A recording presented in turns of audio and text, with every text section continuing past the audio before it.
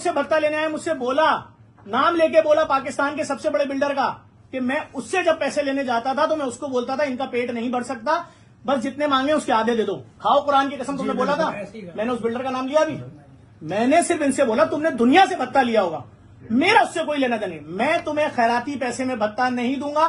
मैंने वहां जब शोर शराबा शुरू किया, इन्होंने कहा अच्छा फिर आप एक काम करिएगा, 15 करोड़ मत बोलिएगा, 14 करोड़ बोलिएगा। उसने 14 मांगे, ये बोला आपने? मैंने बोला हाँ या ना? जी। मैंने ये भी नहीं बोला यहाँ पर कि इन्होंने अपने 1 करोड़ मांगे थे, 20-20 लाख। मैंने बोला भाई वो एक ब्लैकमेलर है, मैं पर्चा कटवाऊंगा। मैंने इनको ये तक बोला, बड़े बड़े लोगों के बीच में डाला। ये मुझसे राब्ते में आ गए। इन तीनों की मेरे पास घंटों घंटों की ऑडियो है, जिसके अंदर इन लोगों ने पूरा बताया उसकी करतूत। भाई आपने अलफजर वाले के वाकये के बाद छोड़ा था उसको जी, और उसने अपना कारोबार बंद कर दिया, उसे इतना भत्ता लिया है। एक नाम नहीं है, अभी इनके मुंह से लिस्टें सुनेंगे आपके। 20 साल का रिकॉर्ड है इनका, ये 20 साल पुराने साथी हैं, 20 साल पुराने साथी हैं। ये 7 दिन पुराना था। इसने कुरान सर पर रख के बोला कि आपको क्या बोला था महमूद ने जाते हुए, कितना पैसे जफर से मांगो, जो आप लोगों ने कम करवा के 14 करवाए, बताएं इनको। महमूद ने कितना भत्ता तलब करवाया था मुझसे? उन्होंने कहा था 20-25 क्या 20-25 रुपए करोड़? 20-25 करोड़। मुझे बताया इन्होंने कि उसने 25 करोड़ मांगे तुमसे, मैं तुमसे 14 करवा के आया हूं। मैं तो चुप हूं, तुम मुझे जाते हुए धमकी देते हुए जा रहे हो। जो आ रहा है मुझे धमकी दे रहा है, जो आ रहा है मुझे धमकी दे रहा है। किस बात की था? मैंने क्या गलत किया भाई? मेरी बच्ची मार दो, मैं कुछ नहीं करूं।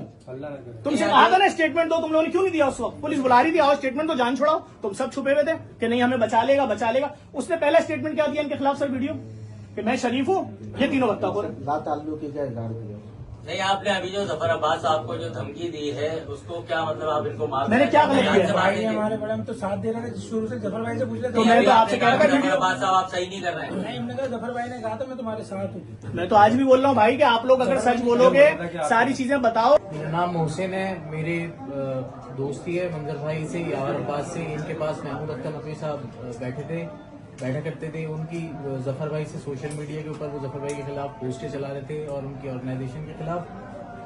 तो उसके बाद जो है वो वहां से चले गए। जब उठकर मंजर भाई के घर से, तो फिर मुझसे मंजर भाई ने कहा कि व्हाट्सएप कॉल पर मेरी कॉल पर जफर अब्बास भाई से बात करा दूं।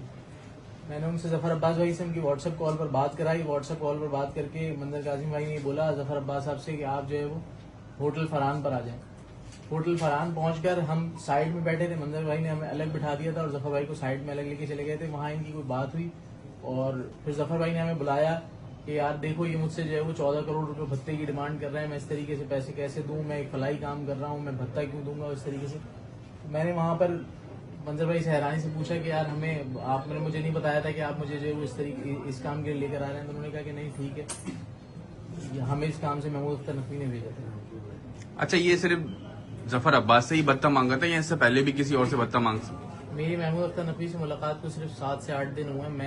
मुझे बिल्कुल भी नहीं मालूम कि इससे पहले किसी से भत्ता मांगा था या जो भी सिलसिला था। मैं सिर्फ 7-8 दिन मेरी मुलाकात। अच्छा, ये मंजर जिसका नाम आप ले रहे हैं जी मंजर, ये अमूमन महमूद के साथ ही होता है? जी।